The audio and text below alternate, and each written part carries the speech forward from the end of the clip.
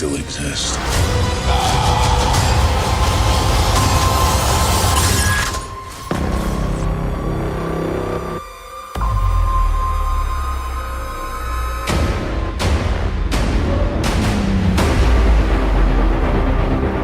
Enfim, foi lançado na última semana o aguardado Vingadores Guerra Infinita, que veio para coroar ainda mais o universo Marvel Studios. Depois da parceria com a Disney e de lançarem consecutivamente um sucesso atrás do outro, conseguiram chegar num patamar que hoje é tido como inalcançável. Se tornaram a maior franquia da história do cinema, do ponto de vista mercadológico, claro, batendo marcas como as das próprias animações Disney ou de gigantes como Star Wars, Harry Potter e O Senhor dos Anéis. E ainda que não sejam lá os melhores exemplares recentes da sétima arte, a maioria das produções da Marvel mantém sempre um nível de qualidade que consegue agradar não apenas os fãs, mas a crítica especializada e o povão de modo geral. E a despeito da concorrência, não há segredo para isso. Além, claro, da grana, é só muito trabalho, organização de cronograma e contratar as peças certas. Até porque já ficou provado que nesse universo Marvel, mesmo os realizadores tendo uma veia autoral, é necessário dançar conforme a música. Mas se há uma pedra no sapato do estúdio, essa com certeza é a dificuldade de criar vilões icônicos. Aliás, por um bom tempo a Marvel enfrentou nos cinemas o desafio de conceber pelo menos bons vilões. Muitos deles são realmente bem mal pensados, principalmente em relação a algumas decisões, mas o grande problema da maioria é que em geral são figuras genéricas ou só estão ali como uma peça mais para complementar a trama, sabe? E é impressionante que consigam fazer tantos filmes legais, mas tenham emplacado pouquíssimos antagonistas. Os vilões geralmente são importantíssimos para qualquer história funcionar bem, principalmente se tratando de um material que é derivado dos quadrinhos, com mocinhos e inimigos geralmente bem definidos ali. Porém, é preciso falar que há também exemplos positivos. Alguns então já estão marcados na cultura pop.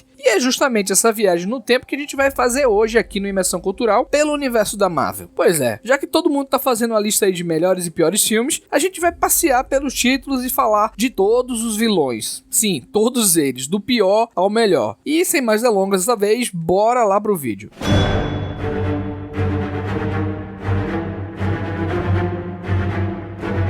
Quem encabeça a lista como o pior vilão é o Malekith do insosso Thor: O Mundo Sombrio, de 2013. Muita gente já tava com preguiça de ir pro cinema depois do terceiro Homem de Ferro para conferir mais um filme do Thor, lembrando que o primeiro já não tinha empolgado muita gente. Alguns até preferem O Mundo Sombrio pelo tom mais épico, né, e pela escala de locações em Londres e tal. Mas a verdade é que a trama é pra lá de desinteressante, com o lance de trazer um inimigo antigo de Asgard, de um reino extinto, onde o rei era o tal elfo Malekith, né, e que sinceramente é uma figura tão genérica e sem peso que acaba sumindo em meio aos demais capangas ali. Bem dispensável.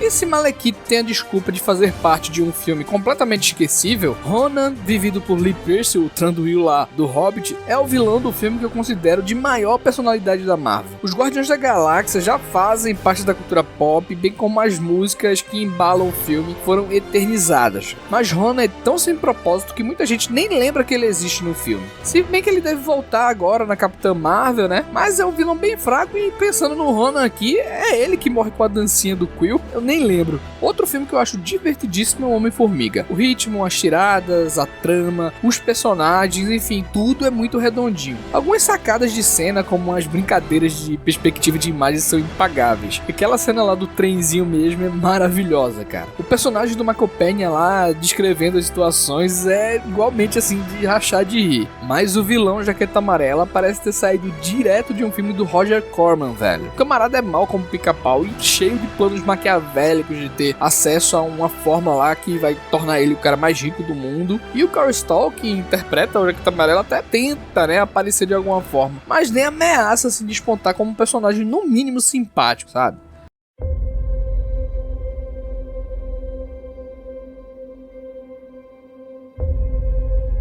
O Mandarim sempre foi um dos inimigos mais pedidos pelos fãs do Homem de Ferro em seus filmes. E quando Shane Black de Máquina Mortífera assumiu ali a direção da terceira parte do filme solo aí do Ferroso e teve o Ben Kingsley pra viver o Mandarim, o pessoal foi ao delírio, né? Se empolgou pra caramba. Porém o Shane teve sua obra, na verdade, regida assim por várias mãos. O Homem de Ferro 3 mira pra todos os lados, mas não acerta quase em nenhum. O que funciona mesmo são as cenas, né, em grandes escalas ali de ação, da Guerra das Armaduras e tal, mas o tal Mandarim é um pouco do reflexo dessa bagunça, né? É uma piada sem graça com o terrorismo mundial que pegou muito mal.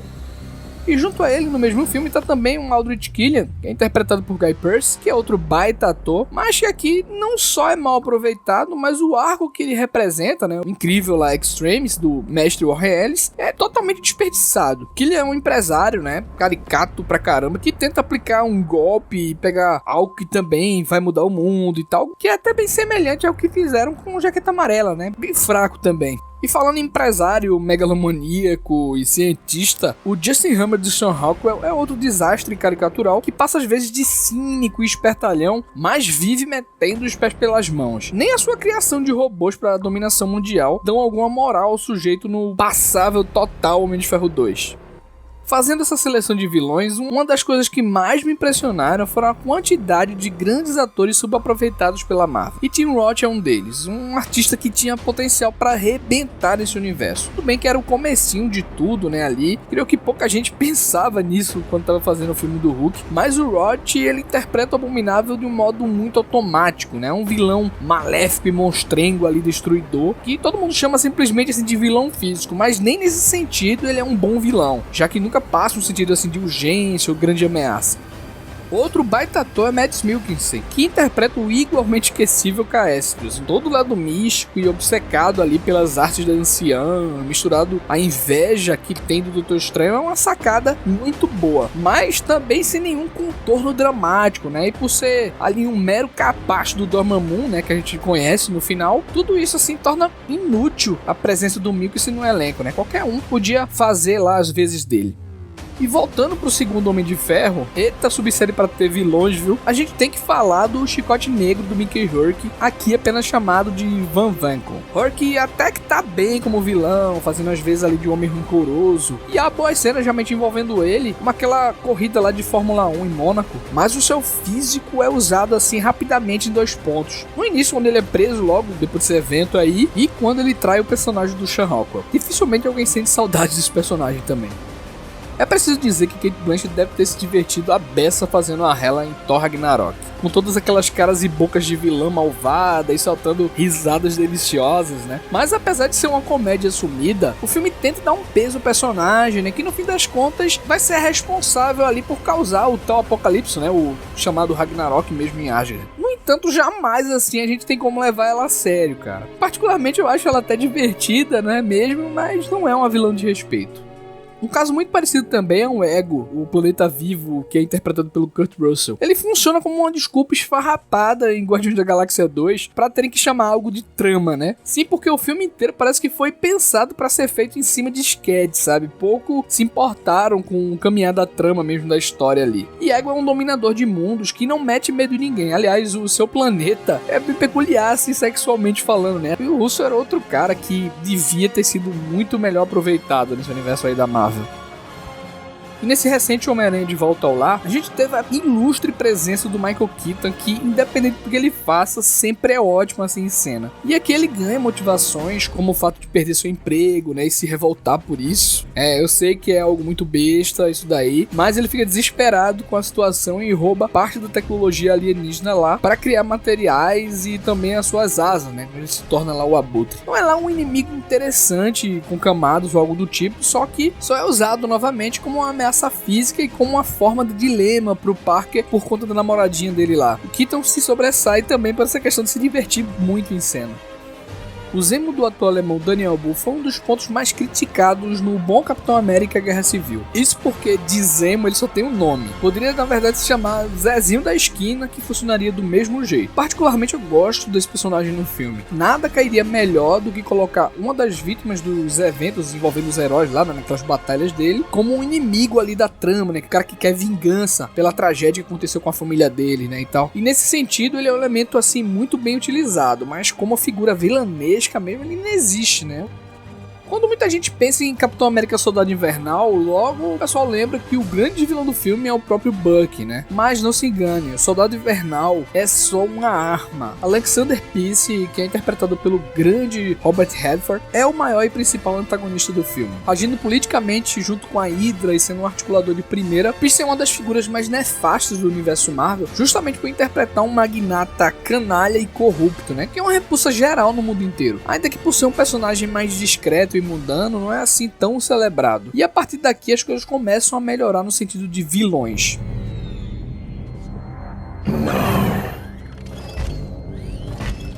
How could you be worthy? You're all killers. Stark. Jarvis. Had to kill the other guy. He was a good guy. You killed someone? Wouldn't have been my first call. But down in the real world, we're faced with ugly choices. E olha, digam o que quiserem, mas James Spader é um bom Tron. Mesmo sua voz ali robotizada, né, deformada, a gente vê várias facetas do ator, que cria um personagem sádico que emula ali um pouco do Tony Stark e muito da raiva que ele absorve pela humanidade. A forma como ele se comunica, né, demonstra assim, um total desprezo que ele sente pela raça humana, que são enxergados por ele como uma praga mesmo que precisa ser extinta. Só que infelizmente, para variar, não fizeram um bom uso do ator, principalmente desse conceito. Aliás, a Era de Ultron é o filme mais isolado dos 3 Vingadores. Usaram mesmo só o Visão ali, né? Reaproveitaram assim nos outros filmes. A gente tinha falado anteriormente do trabalho ruim envolvendo empresários e brutamontes, mas o Jeff Bridges aliou assim as duas coisas de maneira perfeita no seu Monge de Ferro, lá no primeiro filme da Marvel Studios, né? Com o Jon Favreau. O tal Obadiah Stane é um sujeito detestável, falso. Quando veste a armadura, parece que nunca vai ser parado, mano. É um dos bons exemplos de vilão clássico assim da Marvel. Não é cerebral, mas justifica muito sua presença. O mesmo acontece também com o Caveira Vermelha, vivido por Hugo Weaving, que se encaixou perfeitamente ali como personagem. A transposição, assim, eu diria que é maravilhosa, é uma das melhores que já fizeram na Marvel. Só que, não sei por que cargas d'água, a Marvel resolveu não apenas usá-lo pouco no filme do Capitão América, mas também deram um fim total ao sujeito. O cara não foi nem usado na telesérie lá, Agents of S.H.I.E.L.D., né? É uma pena. E vamos falar a verdade, o Loki do Tom Hiddleston é o vilão definitivo do universo Marvel. E só não tá em primeiro lugar porque se tornou um anti-herói. Agora ele faz parte ali, ajuda pessoal, né? Até porque depois que estreou o primeiro Thor, ele encantou a todos. Foi usado assim como vilão do primeiro Vingadores, depois em outros filmes assim do estúdio. Sempre aquele cara do que nunca confiava, né? O carisma dele eu acho que é maior que qualquer figurão desse aí da Marvel. O Loki é um dos personagens em geral mais queridos da franquia.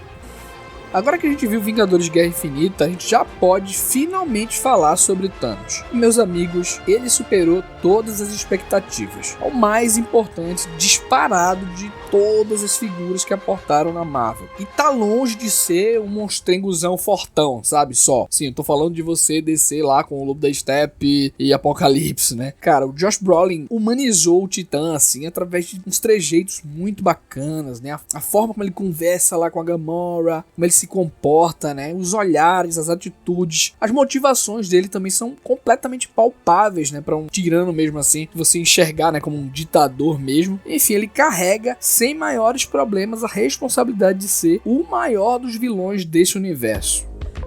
Só que, cara, eu não seria justo comigo nem com o mundo se não colocasse o Killmonger ou o Eric Stevens, que ganha vida pela fortíssima presença do Michael B. Jordan, como vilão mais bem concebido e funcional desse universo Marvel Studios. Ele foi estrategicamente bem planejado pelo cineasta Ryan Coogler. Desde a infância sendo marcada por um acontecimento doloroso, passando pela vida que teve de encarar durante sua adolescência, da raiva que alimentou durante esses anos, né, da passagem dele como militar, e nesse sentido a construção física das cicatrizes lá são justificadas assim de maneira brilhante, né? Até por ele ser quem é, com elas representando ali sua vida marcada e deformada ao longo do tempo, e além, claro, de toda a situação envolvendo o direito dele ser o rei de Wakanda. E junte isso aí a forte presença física e base de luta ali do B. Jordan, e você terá aí um baita de um vilão.